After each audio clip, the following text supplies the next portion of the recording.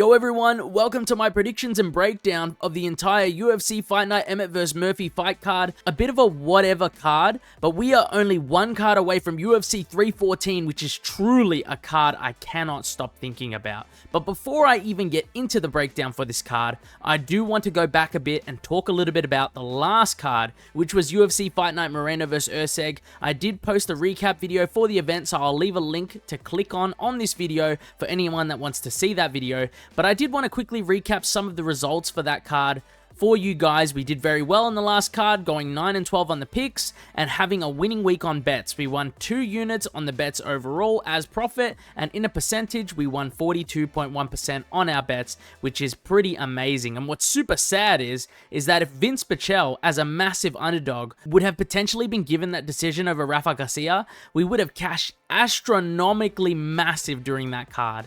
Still, I'm happy to book a great win and looking to win even more on this card. I will be posting the full card betting guide video for this card later on this week, so make sure you guys keep an eye out for that video. And if you want to know what my personal bets, locks of the card, solid favorites, solid underdogs will be, it's all in that video. I also wanted to talk about the new addition to the videos that I added last week to the betting guide, which was the subscribers bet of the week. Unfortunately, the subscribers bet of the week did not cash last week, but let's see if this week we can get a different result. I want you guys to go into the comment section below and let me know what your favorite bet is for this card, and I will be taking one person's bet to be adding it to the betting guide for this week. This bet may be a specific bet I like, or even the top comment with the most likes on the video. I will be taking one bet from the comment section below. Anyways guys, to finally jump into the video, I'll be starting with the prelims and working my way all the way to the main event. Timestamps are in the description and the comment section below if you'd like to skip to any fight in particular. We're going to be starting with the first fight of the card, which is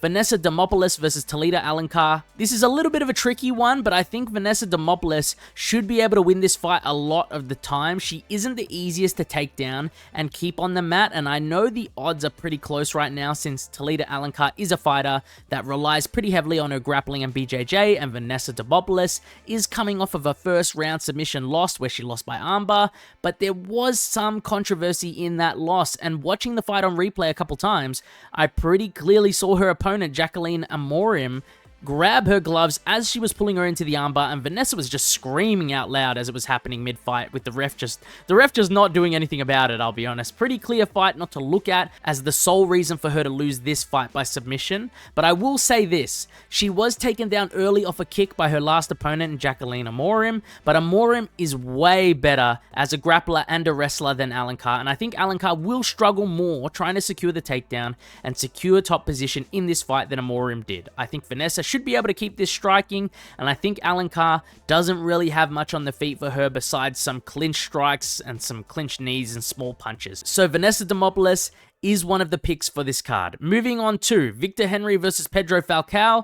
Now this is a super tricky fight to pick, and this should pretty much be a pick'em fight for a lot of people, and by looking at the odds, Victor Henry is the slight favorite going into this one. Both guys like to use their grappling and establish some sort of control in their fights, but Victor Henry might be the better striker out of the two just due to his movement and his overall output, but both guys really do lack in the defense department of the striking, and I would give the power advantage and the physicality advantage to Pedro Falcao, and that's where he can take advantage in this fight in my opinion. Trying to out-physicality Victor Henry, and in the striking exchanges trying to outdo him in damage, especially in the close range, he needs to not be afraid to trade with him, because I think he'll get the advantage and be the one who's doing more damage in those types of exchanges, even throwing the same punches.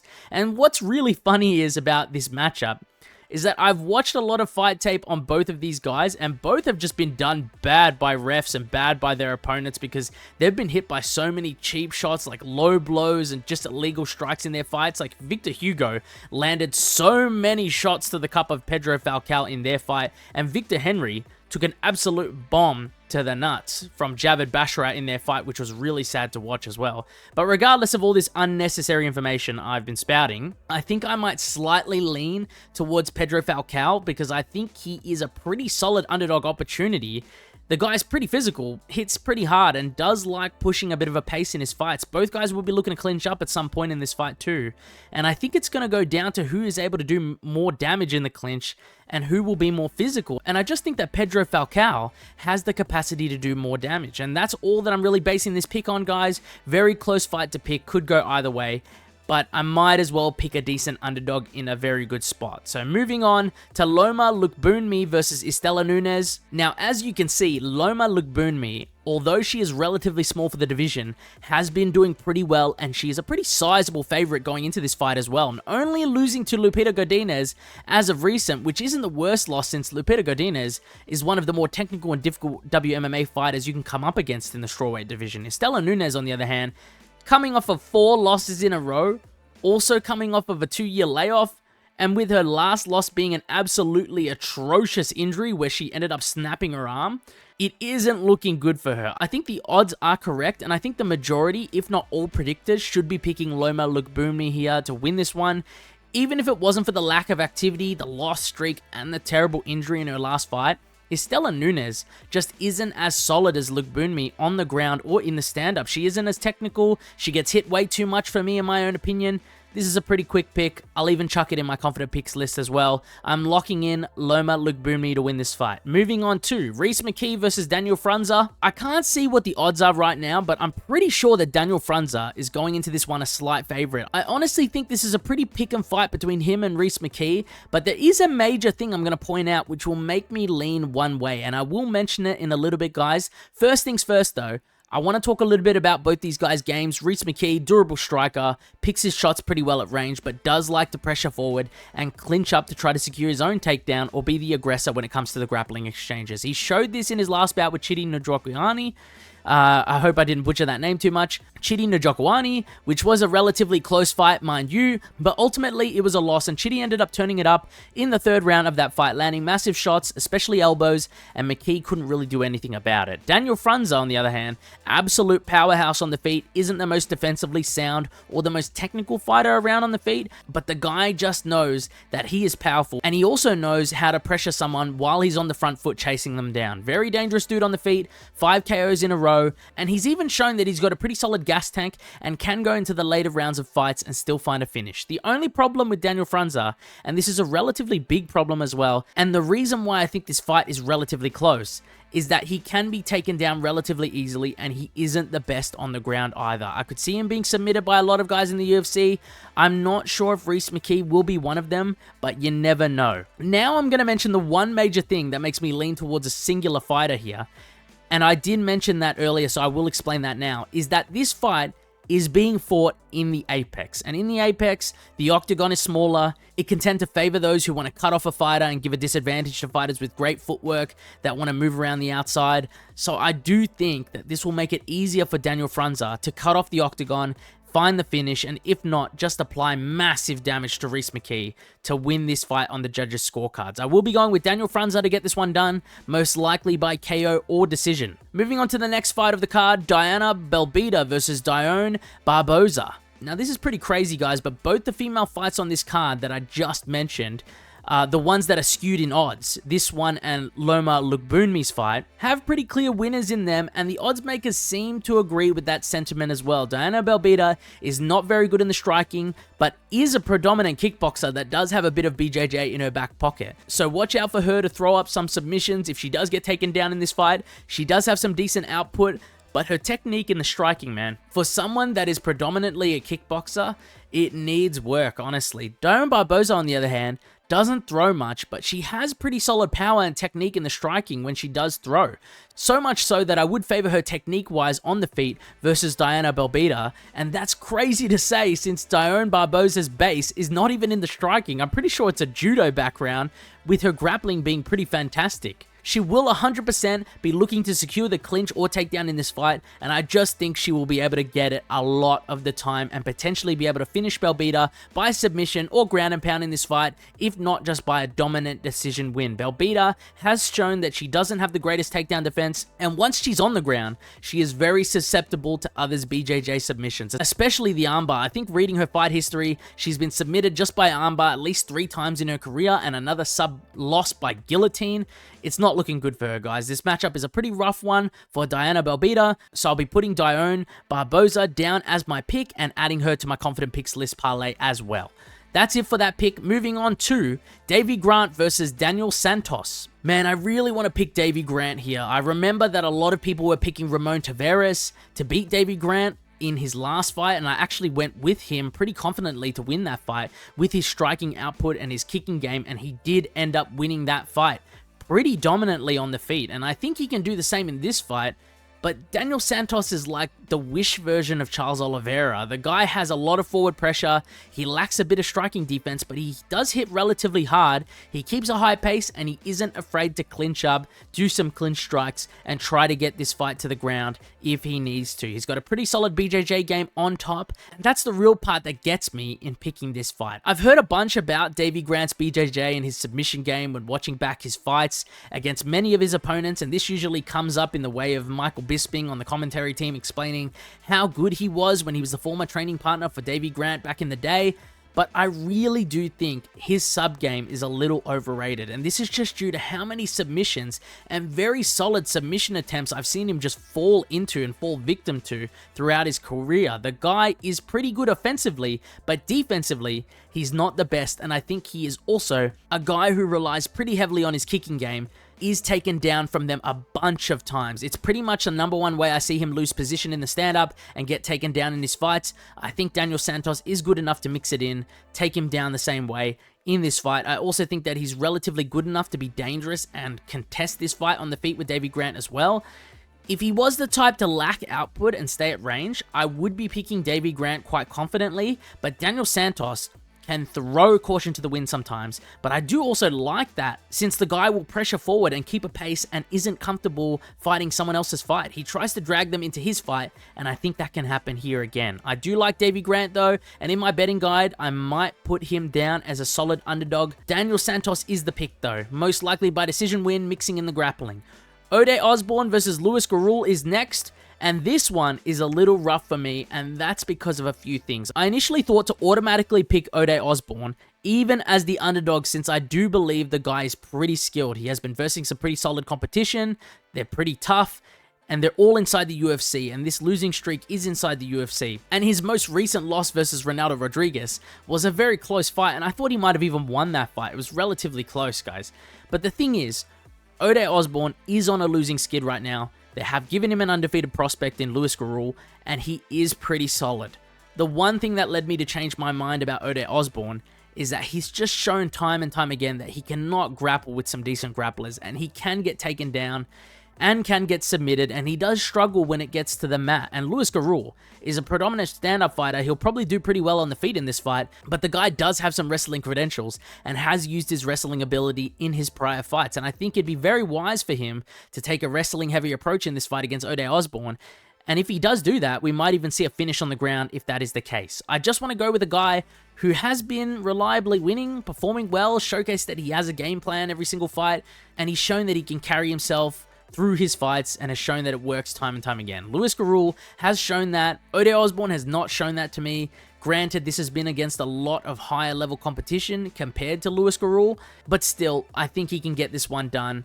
I wish the odds were a little closer though. So Louis Gurule is the pick. Moving on to the main card now, but before we even move on to the main card, this is just a little reminder for you guys that if you do like the video, please make sure you like the video to show support to the channel and subscribe if you want to keep seeing similar content from me. Now to move on to the main card picks, Torrez Finney versus Robert Valentin. I think it's pronounced Robert Valentin or Robert Valentine, doesn't matter too much for this prediction video.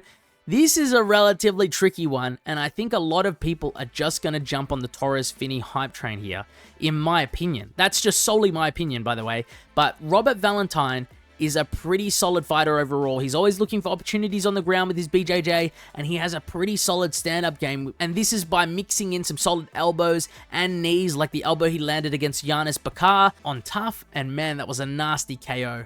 Torrez Finney is a tough dude, pretty decent cardio, he likes to wrestle, he lands a lot of takedowns in his fights, the guy's very powerful for his size, but he's very small in terms of his height for the middleweight division, but he does end up making up for it by being very physical. He's jacked overall. Robert Valentin, like I mentioned before, is a very solid striker and can do a lot of damage on the feet. He's quite fast and powerful and isn't a slouch at all if this fight does go to the ground, like I've already mentioned. If Finney does take Robert Valentin down, which I think might happen in this fight, look out for him to try to get some sort of submission going and potentially being able to reverse position over Finney while they're on the ground. It wouldn't surprise me in the slightest, but I am actually going to be picking Robert Valentin here as a moderate underdog, and I'm going to go against the grain. I just think if he manages to keep this fight on the feet, I can see him winning this, most likely even by KO in this fight.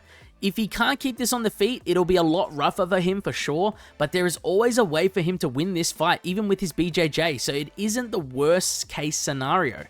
Happy to take an underdog where I can. I just see Robert Valentin doing more better work on the feet. That's the pick for this fight. Moving on to Brad Tavares versus Gerald Meerschaert. Tavares really has lost a lot recently. Both guys have lost quite a bit in their careers, but I think Tavares has lost 4 of his last 5 recently.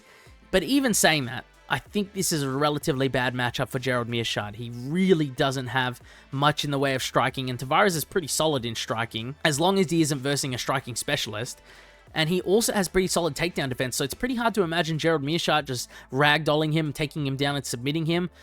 I can see Tavares winning this fight pretty comfortably by decision on the feet, or potentially hurting Meerschaert on the feet and getting a TKO.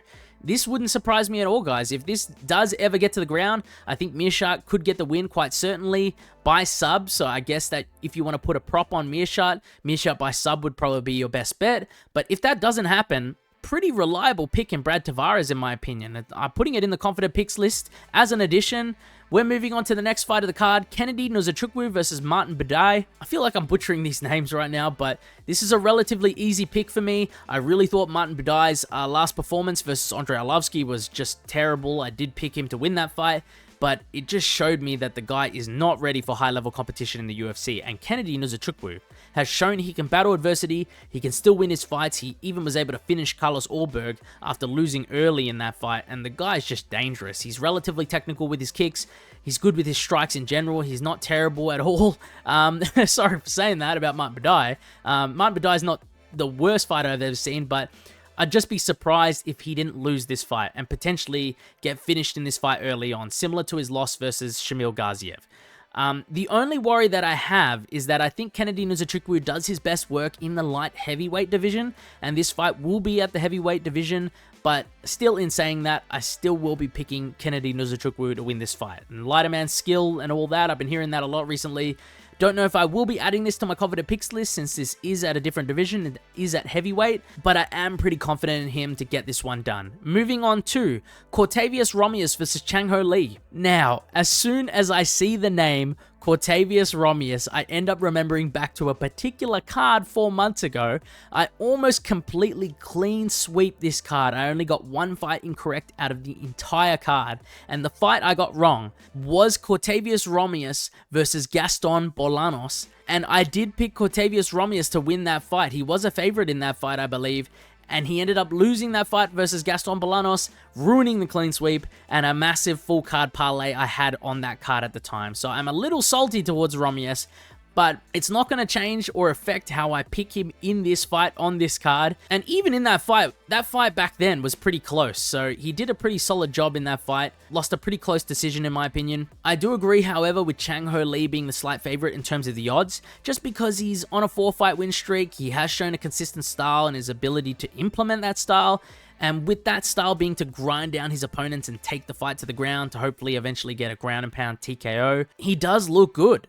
But I'm not gonna lie to you, seeing Cortavious Romious as an underdog, I just like picking underdogs, and I do think this might be a very solid opportunity to bet on an underdog too. Cortavious, at least I think, is the superior BJJ grappler, so Chang Ho Lee will definitely have to be wary trying to engage with him as he grapples and tries to get this fight to the ground. I also think that on the feet, Romious is definitely the harder hitter and has the higher chance of doing damage on the feet out of the two as well. Chang Ho Lee hasn't shown me really anything on the feet that would make me worried for Cortavious Romious too much. I can just see him winning this fight a decent amount of the time, and I will be picking him to win this fight by decision or potentially a submission win too. It's a close matchup, but that is the pick. Gonna go with the underdog in that one. Moving on to the co-main event of the card, Pat Sabatini versus Joanderson Brito. And this is another relatively easy pick, and it's going to be a quick pick from me. I'm going to go with Joanderson Brito to get this one done, and I honestly think he gets this one done, most likely by KO, and I'm going to say in the first round, maybe the second round, but I really do think he gets this done in the first round. Joanderson Brito is a crazy solid talent, and he has been on an absolute tear in his career. He's only recently lost to William Gomez in his last fight, but Brito arguably won that fight too. And even before that fight, he was on a 5-fight finish streak against some pretty solid UFC level competition. The guy is just no joke. And if I even want to mention before the UFC, on the Contender Series, he beat Diego Lopez by decision and ended up knocking out Chepe Mariscal in the LFA in the first round. And we all know how good Chepe and Diego Lopez are. Chepe is on a massive win streak and will receive a ranked opponent in his next fight. And Brito knocked him out in the first round, guys. I can't see Pat Sabatini ragdolling Joanderson Brito in any universe, and I just think if this stays on the feet in any way for as long as even a round, like 5 minutes time, Joanderson is going to rock him bad and put him away almost certainly in this fight. Pat just doesn't have enough for him to worry about on the feet. I'm putting this in my confident picks list. Joanderson Brito is the pick. Moving on to the main event of the evening, Josh Emmett versus Lerone Murphy. And before I get into this prediction, guys, I just want to show you guys who you ended up voting for on the Fight Night main event poll this week to win, and the majority of you did vote for Lerone Murphy to get this one done. So let's jump into the prediction for this main event to see if I agree with that. Now, I've been pretty set in my way of thinking for this fight, and I'm pretty certain a lot of people are going to have a similar opinion to this when talking about this fight, and that's if Josh Emmett doesn't knock out Lerone Murphy, Lerone Murphy just wins this fight all day long, most likely by dominant decision win as well. I'm sure other people agree with that statement. I can pretty clearly see it happening. I thought Dan Ige was always going to be a harder fight than Josh Emmett for Lerone Murphy, and this is sort of just like a slight step down in terms of skill than his last fight. But if I had to think back to the Dan Ige fight, Ige did drop him with a nasty left hook, and Emmett is known for having the most devastating hooks in the lower weight classes and maybe even in the UFC right now currently. And to even play more for Josh Emmett's side a little here, something else that's going to be bad for Lerone Murphy is that this fight night is at the Apex. Like I've mentioned for another fight on this card, the octagon's going to be a lot smaller, and in general is going to make it harder for a guy to get safely away and be safely at distance, especially with a guy like Josh Emmett who likes to throw power, close the distance, and close that space. It is going to be tougher for Lerone Murphy. But I'll be honest, I don't even know why I'm explaining all this to you guys, because I'm pretty clearly and confidently going to pick Lerone Murphy to get this one done. The guy's just too technical, he's too well-rounded, he's too smart, and he's just too solid of a prospect to just get flatlined by Josh Emmett in this fight. Lerone Murphy has been known to fight smart. He's known to go for his takedowns if he needs to. He's clinched against the fence if he needs to. Stay at range. He works the jab if he needs to. That decision making is not something a lot of UFC fighters even have, or fighters in general have, when they're thinking about the best next move inside the fight. I can see Lerone Murphy finding the takedowns, finding the best shots, finding a way to stay away from the danger in this fight against Josh Emmett to potentially get a decision win or win by KO in the later rounds of this fight, most likely by ground and pound by implementing the wrestling. He's just never going to be the type of guy to brawl with Josh Emmett, guys. I feel like I can reliably say that, and that really makes me confident enough to even put him in my confident picks list as well.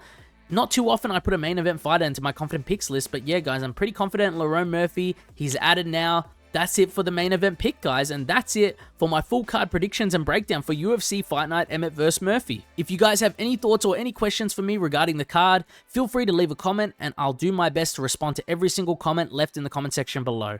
Thanks for watching, and I'll see you guys next time.